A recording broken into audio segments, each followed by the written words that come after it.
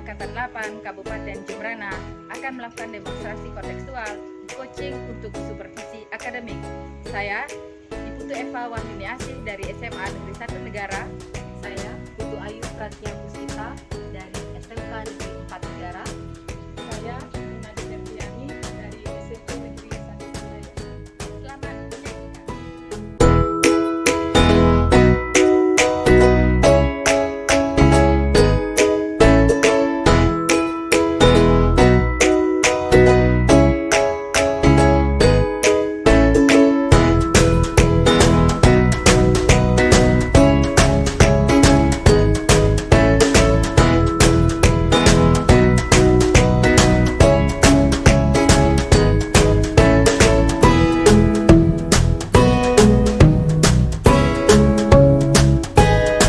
Selamat siang Bu Eva. Selamat siang Bu Made. Bagaimana kabarnya siang ini Bu Made? Saya dalam keadaan baik Bu Eva. Dan bagaimana juga dengan Bu Eva? Saya juga dalam keadaan baik Bu Made.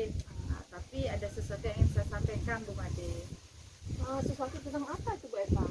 Silakan sampaikan saja. Jadi begini Bu Made, tujuan saya ke sini itu ingin meminta bantuan Bu Made. Saya kan mengadakan kegiatan coaching dan kiranya Bu Made punya kesempatan dan waktu untuk membantu mengamati kegiatan coaching yang saya lakukan, sehingga nantinya ada hal masukan lah untuk saya ke depannya supaya saya bisa meningkatkan lagi keterampilan saya dalam melakukan kegiatan coaching dan bagaimana sebaiknya saya menjadi seorang coach. Oh iya ya Bu. Hari ini sih ada waktu saya Bu, dan saya senang sekali bisa membantu Ibu Eva.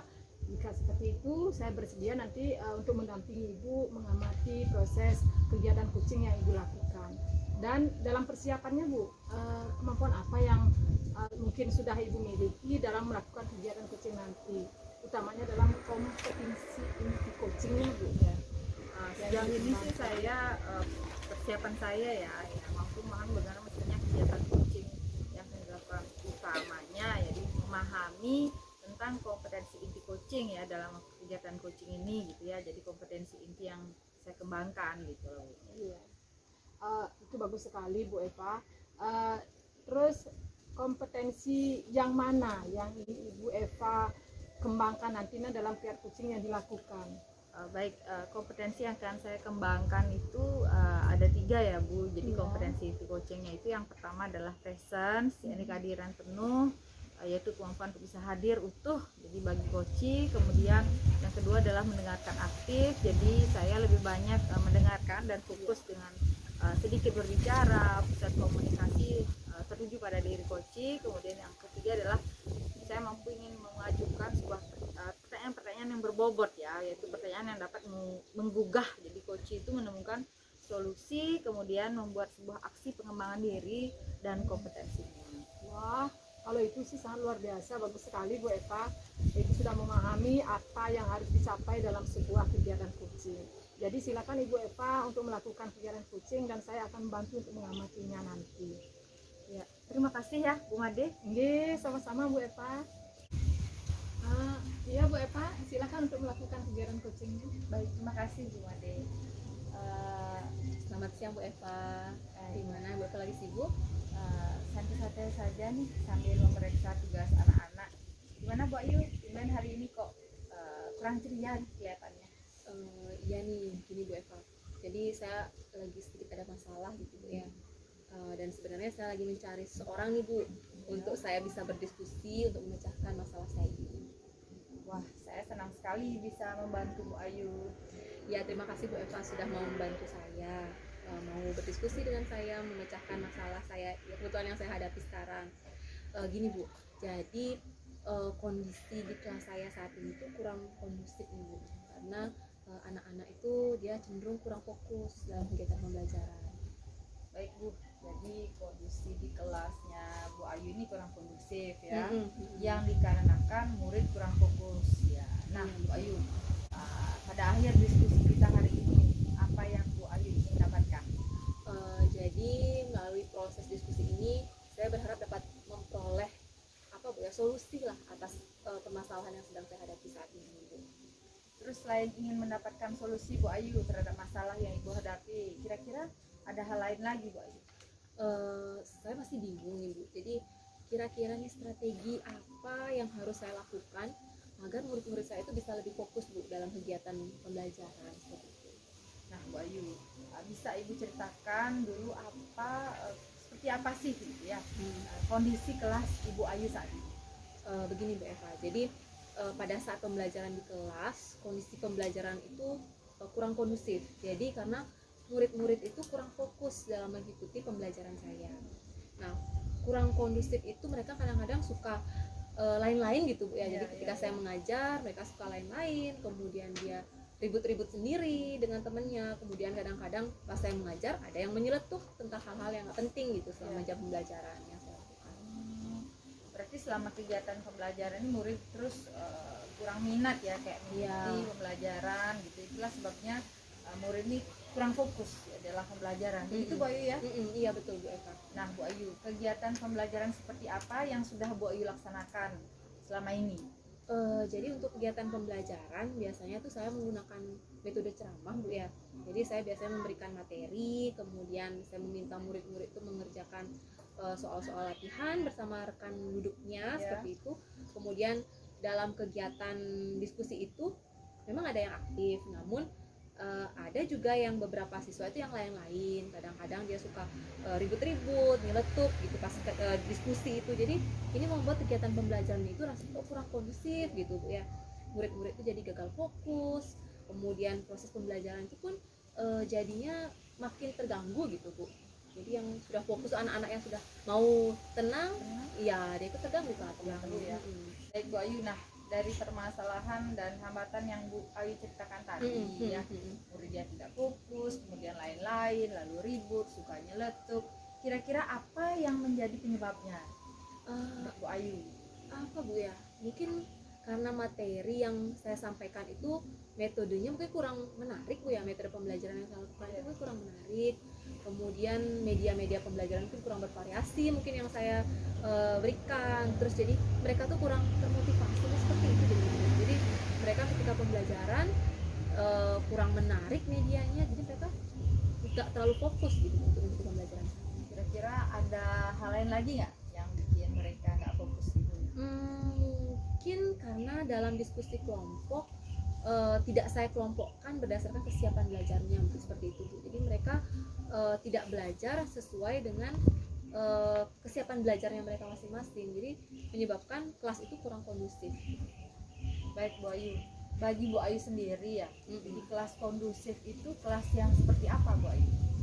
Bagi saya itu kelas yang kondusif itu adalah situasi kelas itu yang nyaman Bu. Jadi nyaman, semua siswa itu bisa mendengarkan, kemudian aktif dalam kegiatan pembelajaran, baik itu diskusi ataupun saat adanya tanya jawab dengan guru mereka mau aktif, kemudian tidak ribut, tidak lain-lain saat ada proses pembelajaran, kemudian dalam mengerjakan soal-soal latihan juga mereka mau berkolaborasi, serta kelasnya itu tertib. Jadi seperti itu kalau kelas yang kondusif. Baik Bu Ayu, jadi dari beberapa hambatan yang Bu Ayu ceritakan pada saya tadi ya, jadi kira-kira apa yang menjadi prioritas, jadi prioritas utama yang ingin Ibu selesaikan? Kalau menurut saya yang perlu diprioritaskan itu bagaimana bisa membuat siswa itu fokus ya. Iya. Jadi mau menyimak, mau mengikuti kegiatan pembelajaran dengan harapan suasana kelas itu bisa lebih nyaman dan lebih menyenangkan lah di kelas. Oke, membuat murid lebih fokus ya Bu Ayu ya. Iya, betul. Nah, kira-kira ya strategi yang tepat menurut Bu Ayu agar murid lebih fokus belajar itu bagaimana Bu Ayu? Mungkin hal yang pertama yang saya lakukan itu adalah melakukan tes diagnostik awal ya Bu ya. Jadi terhadap kesiapan belajar siswa, kemudian minat murid, kemudian saya juga akan menyediakan materi, kemudian media pembelajaran itu yang lebih menarik lah Bu ya, seperti video-video seperti itu Bu. Mungkin saya juga akan mengelompokkan mereka sesuai dengan kesiapan belajarnya. Terus kalau ada murid yang sudah paham dan selesai mengerjakan latihan, nanti saya bisa memintanya untuk membantu teman-teman yang lain yang mungkin memang mereka yang lebih lambat lah memahami materi ini seperti itu. Wah, rencana Ibu Ayu luar biasa sekali ya. Jadi Ibu bersama murid itu bisa melakukan aktivitas kita secara kolaboratif. Kira-kira ada lagi yang mungkin Ibu terapkan? Mungkin nanti saya akan lebih memvariasikan lagi Bu kegiatan pembelajaran di kelas. Mungkin dengan model pembelajaran itu bukan ceramah lagi Bu ya. Mungkin bisa diskusi, barangkali nanti juga saya bisa menggunakan model problem based learning mungkin atau project based learning.